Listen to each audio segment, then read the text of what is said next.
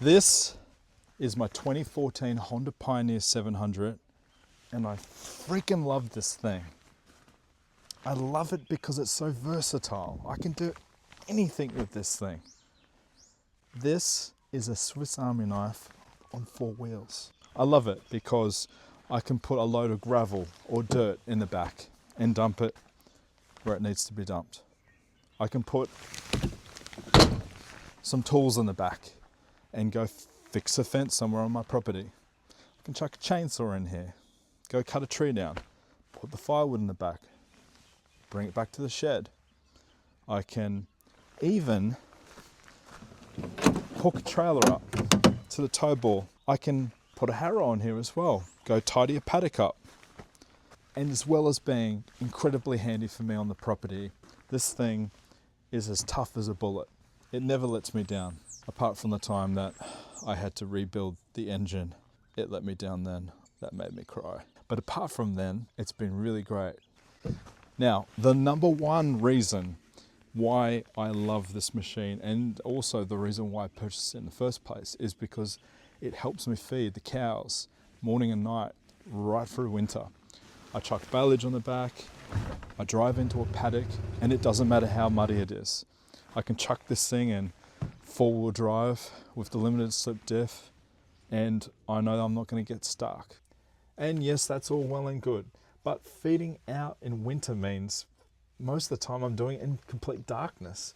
The Honda has headlights on the front, but that doesn't help me out the back. Heck, this thing doesn't even have reverse lights. I need some sort of lighting solution on the back of this Honda Pioneer so I can see what I'm doing in the darkness when I'm trying to feed the cows. So what does that actually look like? Well, I think it looks like a light on either side, up here somewhere on the roof, pointing down this way. So I can see what's in the tray, I can see out the side on the ground, and that way I'm not tripping around in the dark, and most importantly, the cows aren't tripping around me in the dark either.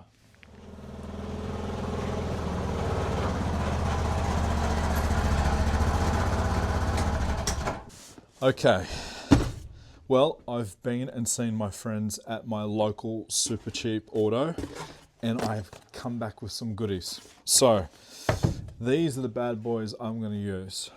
3.5-inch LED work lights. Let's have a little look-see and check out what's inside. So we've got our mounting hardware, instructions, and of course the light. Yeah, that's an awesome size. So 2 of those, 1 for each side. I've got some cable. I didn't have any cable left, so I've got some twin sheath cable there, just 4 mils. That'll be way more than I need. I expect these 2 lights being LED. I had a quick calculate on one of the tools that you can look at online. Highly recommend doing that, just so you know, again, like the lighting circuit in here, so you know what size fuse you need, what size wire you need. Go find one of those calculators, real simple to use. 4 mil will be more than enough. Fuse holder, just a mini fuse holder. These are good up to 30 amps. I'm probably going to need all of 10. A relay, really important. I'm not just going to run these straight through the battery and the switch.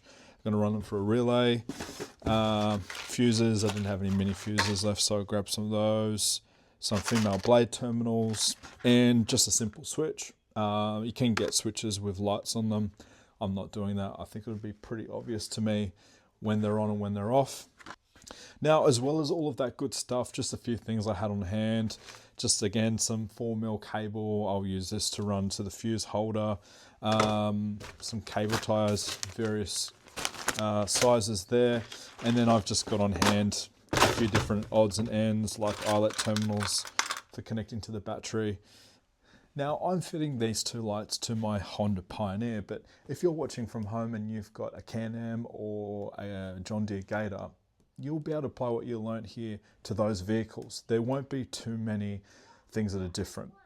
The only things would be where you run your cables or where you put your switches and your lights. In fact, if you're watching this and you have a 4-wheel drive and you're thinking about putting driving lights on, say, the bull bar or nudge bar on the front of the vehicle, these rules still apply. The only thing that would be different in that circumstance would be your input feed to the switch. It would come from the high beam circuit, and that's so that you can't turn on the driving lights unless you've got the high beams on first.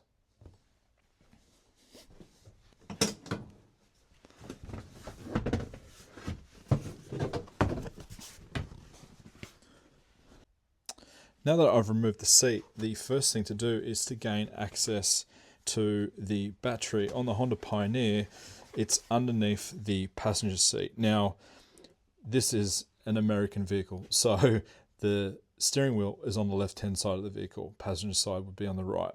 And underneath this flap, you will see the batteries right here. Really important to start with. Take the negative lead off the battery so you've disabled the electrical circuit of the vehicle.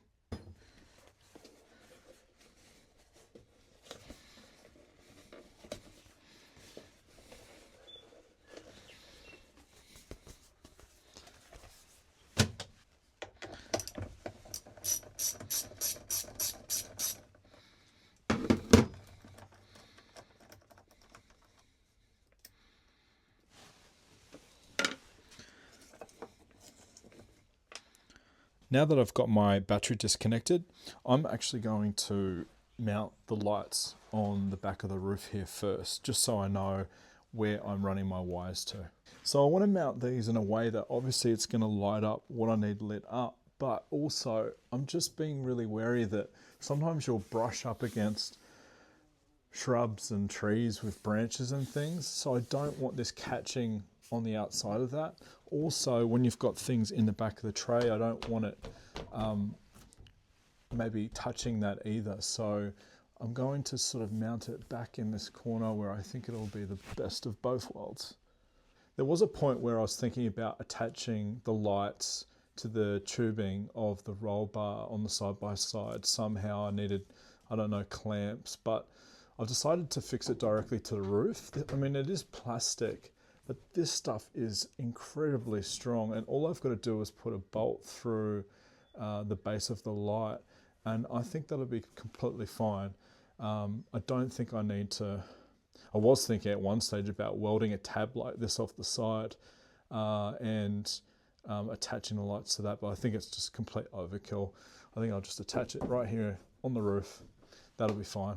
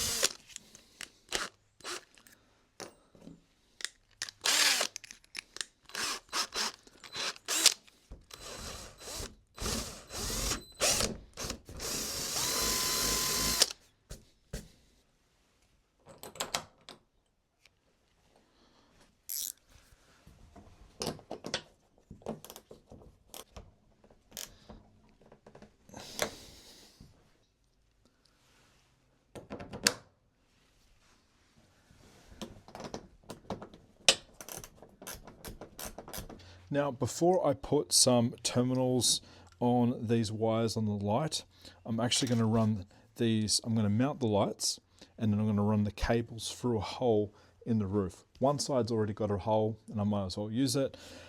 The other side here, I'll need to drill a hole for that. And then once I've got that cable through, I can put some terminals on it.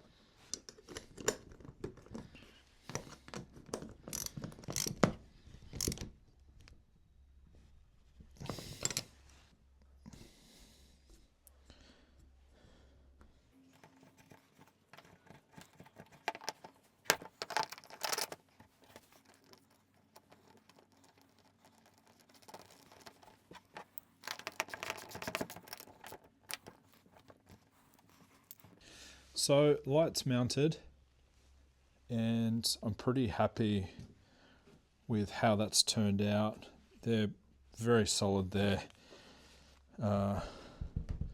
Plenty of room for adjustment either way or up and down. So that looks pretty good. I think that'll work really great from there. So I think I'll put the terminals on the end of these cables now that are coming directly from the lights. I think because there will be a connection there. I mean, I could solder them, but I feel that better to have connectors here, terminals here, so that if ever you need to take the lights off the roof for whatever reason, you can disconnect them here, and that's easy rather than having to cut wires. So we'll keep some terminals here, but I think I'll cable tie these up here. I want to leave plenty of cable length up there, just because in case I want to adjust these. If you adjust it, it'll move the cable. So I don't want that to be too tight underneath. So I'll leave plenty of length up there, but also I want to cable tie this up high somewhere underneath the roof so that the terminals are well out of the weather. If I have this down here further, you can see eventually you'll be outside in the rain.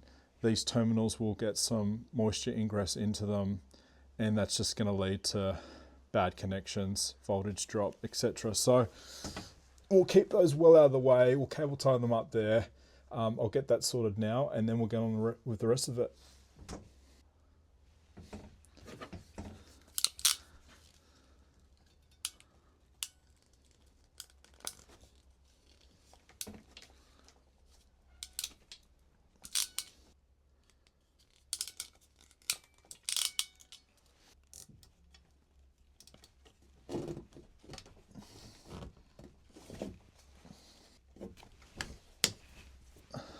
All right, so hot tip time. This red wire is obviously our 12 volt feed to the light. Black wire is our negative feed, our earth feed to the light. Now, in terms of terminals, this is what I'm doing here. I'm going to put this male spade head terminal onto this red wire here. The reason why I'm doing that is because when I connect this with a live feed, the live feed will be in an insulated female head like this. The reason why you want that is if you disconnect this for whatever reason, and this is live, it's insulated. So it can touch the metal surfaces and it's not going to short out. And then, so that there is absolutely no confusion between what terminal goes to where, even though you can easily see the difference in coloured wiring, I would put a insulated female terminal on the negative feed of the light, sorry, and that's just so that there's no confusion between the two wires. You'll see me using this red set of ratchet crimpers a lot in this video, and that is for good reason. They're an excellent tool to have. It means that you get the perfect crimp on a terminal every time. There's no guesswork. I've had this set for a while now, and I just think they are an awesome tool. I've left a link in the description below as to where you can find some, but basically the head of these is broken up into 3 spaces corresponding to the different terminals that you would use. So red being used with a 3mm wire, blue terminals being used with a 4mm wire, and yellow terminals being used with a 5 and a 6mm wire. So super easy to use, straightforward, highly recommend.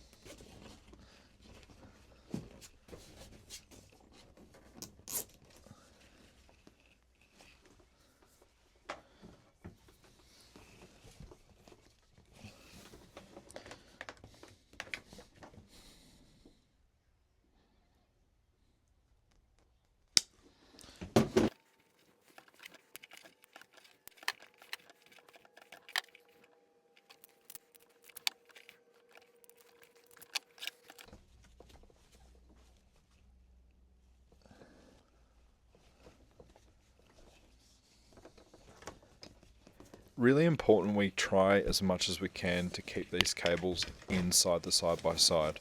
The last thing we want is some loose cables getting snagged by a branch that we're passing. So make sure they're run inside and also secured in place with some cable ties well out of harm's way.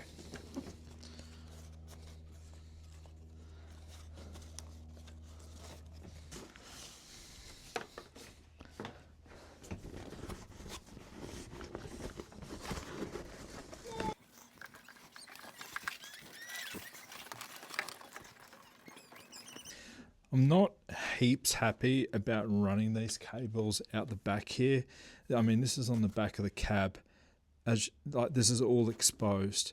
And what you're trying to do is mitigate against things potentially going wrong when you're doing stuff like this, if you want to do a good job. And I mean, this being out here, you could get sticks, you could go through something and a branch grab it or something like that. So I think the best option here is I've got some convoluted tubing, and I think I'll just put this big section of all these wires in one piece of convoluted tubing and then just make sure it's cable tied really tightly against that frame.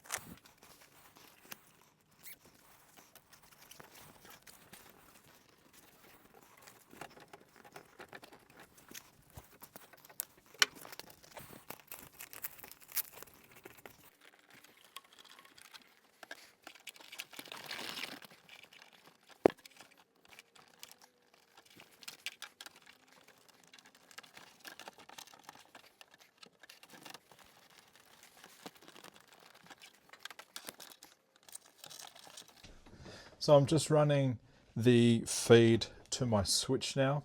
So it's following the same route as the light wires that are coming down this column here to the battery. This one's just being run back up across the tubing here, and then I'm going to run it across that top of the roll cage to then go down that A pillar next to the driver's side there.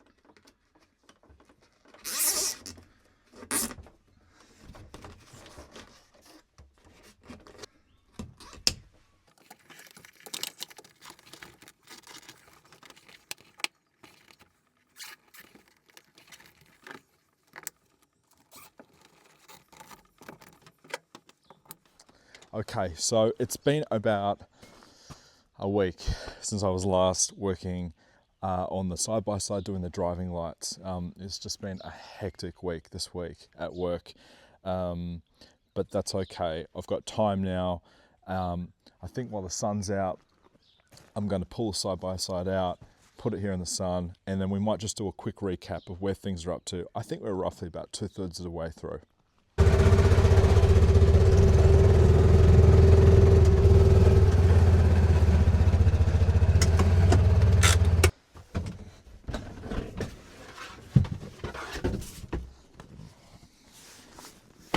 Okay, so where are things up to? Well, we've got the driving lights secured.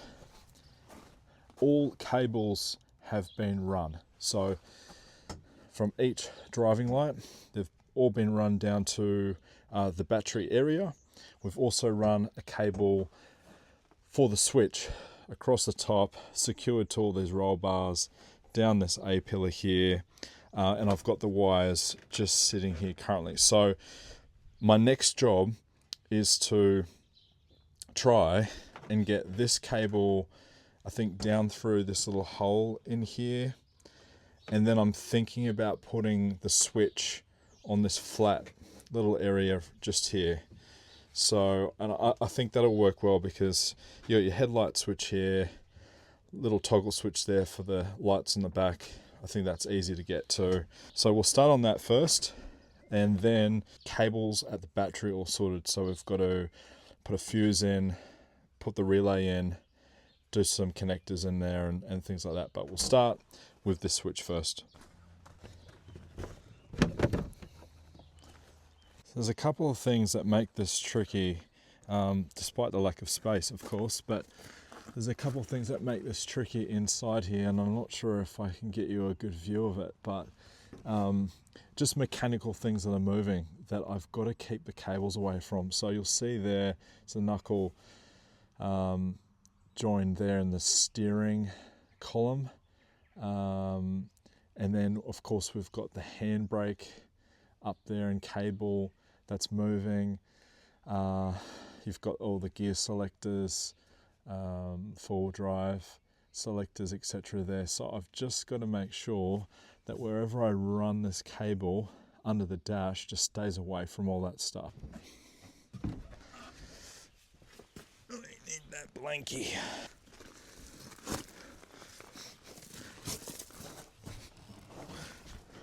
I think it might be helpful if I left hand down on this steering wheel there, just to get a bit more access. Okay, let's try and get your view in here. Disregard all of the mud, people. This is winter feed out territory in the side by side. It looks like this constantly in winter, unfortunately. Probably weighs about 100 kilos more than it should. Right, so this is the area in question. Let me just zoom in for you all. You'll see that little triangle at the top. That is where I'm going to bring the cable under the dash. And then you'll see the handbrake mechanism right beside it on the left. I've got to stay well clear of that. And then where I want to mount the switch is probably that little square flat section just at the top there. So I'm just going to have to try my best to route that around that handbrake mechanism without it getting in the way there. Before I start routing that cable, actually, what I will do is just drill a hole in here. I've looked underneath. There's nothing in the way behind that, so I'm going to drill a hole there where the switch is going to get mounted, and then that'll just give me a good indication as to where I've got to route that underneath. That'll just be super helpful.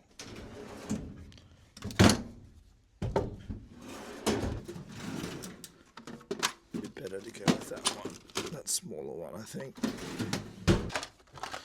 So we'll get the switch out and take a quick look. We'll just try and work out how big that hole needs to be. So obviously it needs to be big enough to fit that threaded area into. And that's looking like it's going to be maybe 10 mil.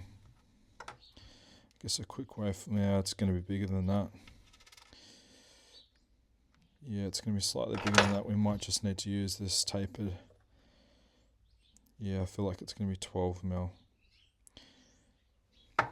So we might just drill a pilot hole. We'll call it 3 mil. And then we'll step it up with a couple of different drills. Maybe an 8 mil.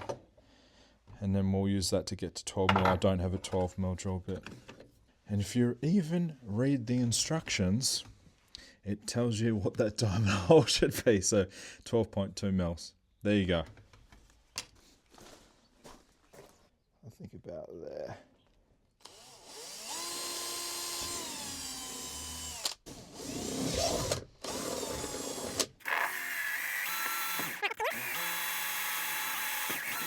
don't suppose that will fit straight in. I don't think it will. I may need to just drill it out a little bit more. Oh no, snug fit. Beautiful. I've just got to try and get this little nut on the back of that switch now, which is going to be really, it's going to be real interesting trying to get that on. Oh well, here we go.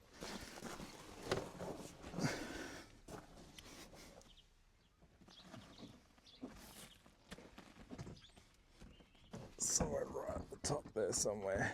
Ah, got him. Oh, that's solid. Great.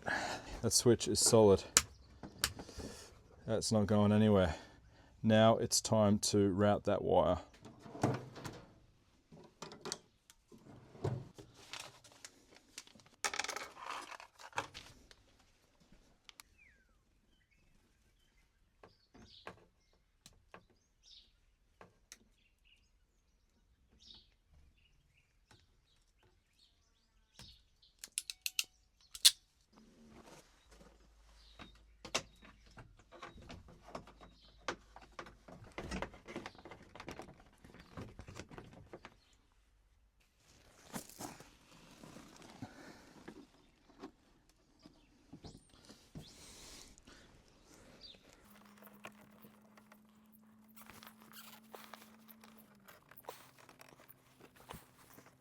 Well, our switch wiring is all sorted. I'll squeeze you up inside, then you can have a look.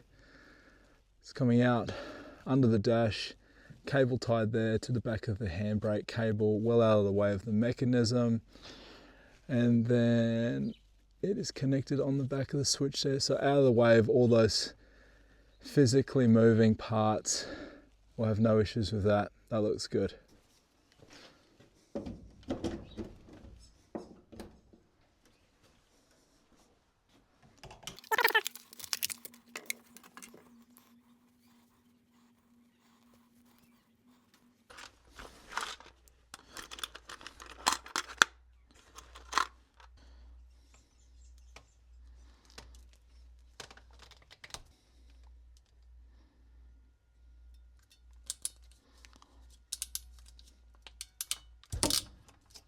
Now something I'm going to do, and it's just something I learnt to do as an apprentice, was to solder your eyelet terminals.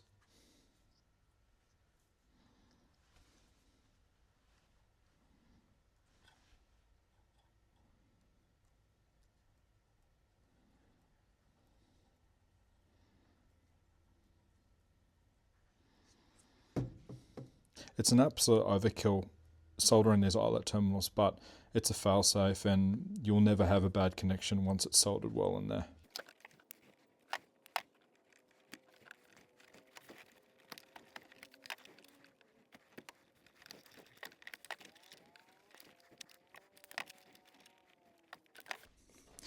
Okay, so let's quickly talk about where all these wires are going and what these wires have to be connected to.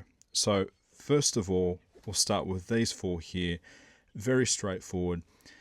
These two red wires are going to our lights on the roof, and they will be connected to the relay. These two black wires here will be connected to earth. I'm going to connect them directly to earth on the battery. Now these wires here, they connect to the switch I just put in the dash. So this red wire here is going to pick up a 12-volt supply and send it to the switch, and then the other side is the output from that switch, which will go to our relay. This wire here is our fused power supply, which will be hooked up to positive on the 12-volt battery. Where the switch will get its power supply from is, I'm just going to solder it onto the fused side of this power supply. Really important that you take that supply from the fused side. You don't want to hook that up to the directly to the positive terminal on the battery and send unfused power to that switch. If that ever short-circuited out, it would literally burn that wire, and it would probably burn you side by side to the ground. This side is obviously sending power directly to our relay. This black wire here, I'm going to use this as the earth supply for our relay. Obviously going to hook it up to earth on the battery and send that straight to the relay. Now, we'll go through where all of these things are being connected on the relay soon, but when you buy these relays, they come with handy diagrams on the back of the packet, and they'll basically spell out exactly where everything needs to go and what terminal goes where.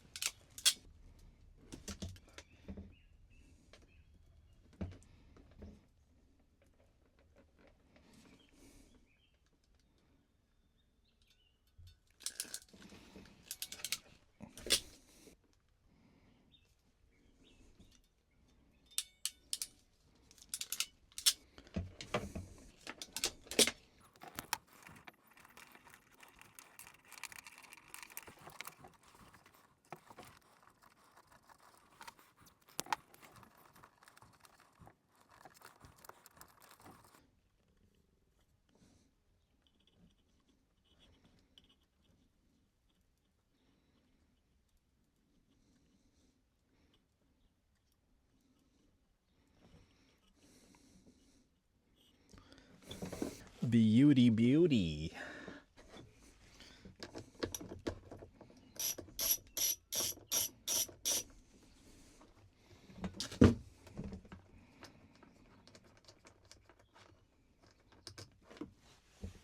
Now that we have all those terminals on, let's talk about where they need to go on the relay. Okay, so let's start with our power supply from the battery, which is this cable here. This is going to terminal 30 on the relay, which is this bottom one here. So I'll slide that on. Now this terminal here is coming from our light switch, and that will go into terminal 86, which is this top one right here. These two wires go to our lights. They're the power supplies to the lights, and they are going to go into terminal 87, which is just down here in the middle.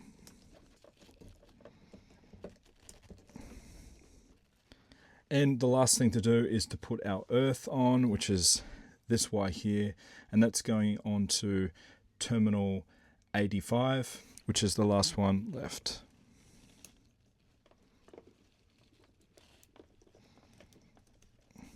So now that we've got all those terminals on their relay, I'm just going to put some tape around the base of those wires. And the reason why I'm doing that is just to keep them all together and keep everything nice and neat.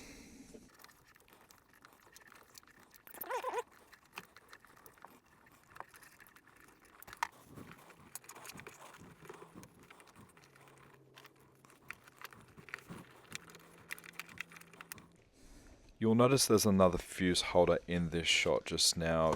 Disregard that. That's a power supply for a pump and 100-litre spray tank that I put in the back of the tray from time to time. I use that to go around my property and spray weeds and whatnot.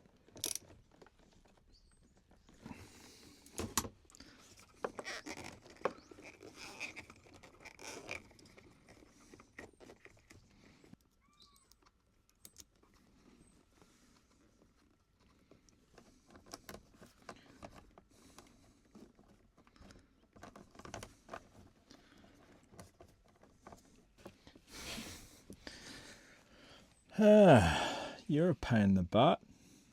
I'm just having a hard time picking up the little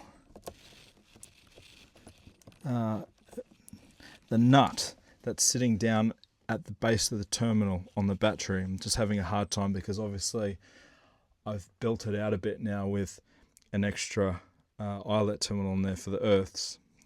So it's just not going deep enough to pick up that nut. I think what I need to do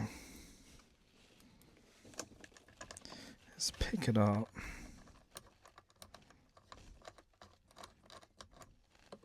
put that underneath like that, leave that there for a sec, put this stuff all through. That's going to be easier said than done, isn't it? I just need to get it started. I think I've got it started. Yeah. Now we can take that out. Nice one, Gary.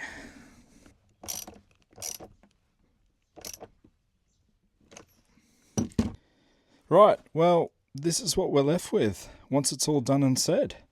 A little bit spiderwebby, but it's just for mine, so I don't really care. So we've got our relay here with those 4 connections on there, and that's just going to wedge down the side of the battery there nicely. We've got our battery feeds on, our terminals back on the battery, everything's nice and tight. The only thing left to do is to throw a fuse in there and to switch it on and see if it works.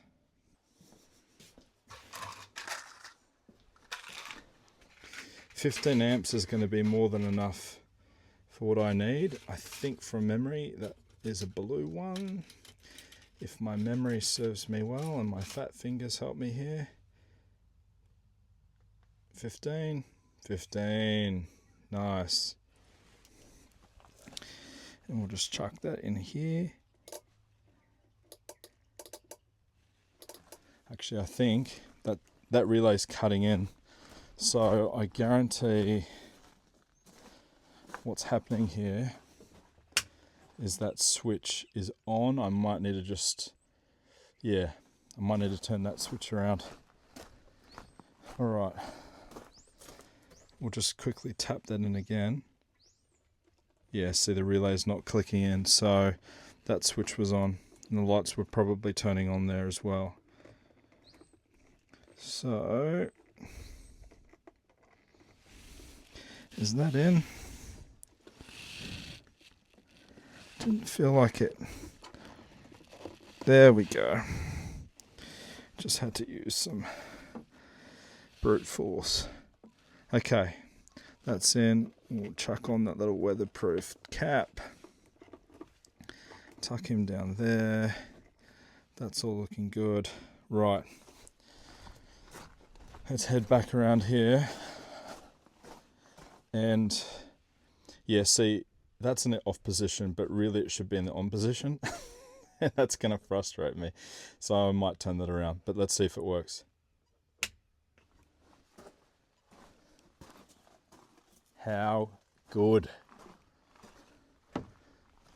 Well, I know you're not going to really be able to tell how bright it is right now, but the good thing is they are working exactly as they should.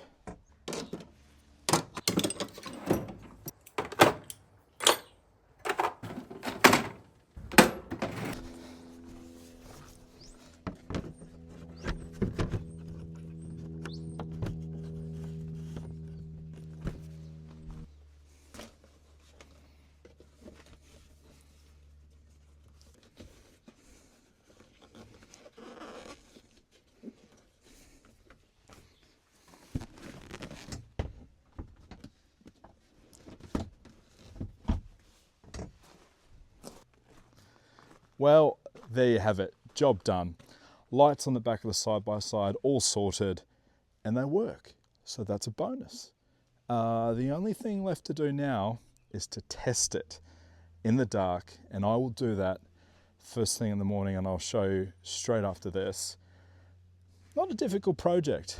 I think anyone that's okay with DIY projects wouldn't have an issue with that. Most difficult thing is probably just getting your head around the relay, the connections, where the wires have got to go. To be honest, there's plenty of resources out there on the internet that will help you with that. But look, I'm just glad I've got this done. Like the shed lights, these lights on the side-by-side should have been done years ago too. And I've just been putting up with silly lights on my cap for way too long. So I'm absolutely thrilled that I've got this sorted. That is going to make my life so much easier.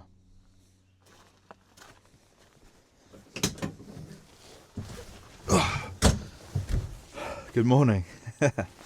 I could hardly sleep last night. I'm so excited to get out there and see how these lights go. So let's go feed the cattle and we'll find out.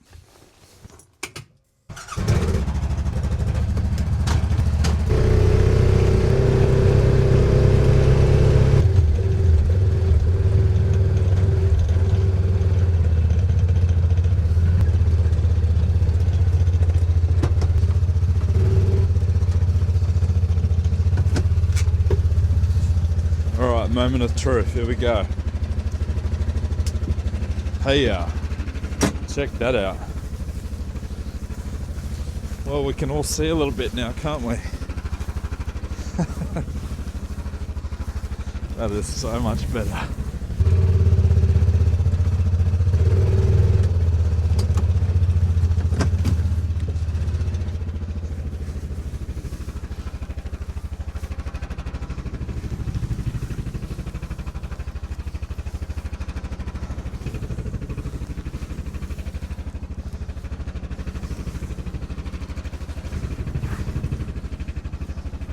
Man, I can actually see what I'm doing. This is so great. What a game changer, cows. How good. Well, I think you'll agree that was a pretty worthwhile job to get done. No more silly lights on my head. This is awesome.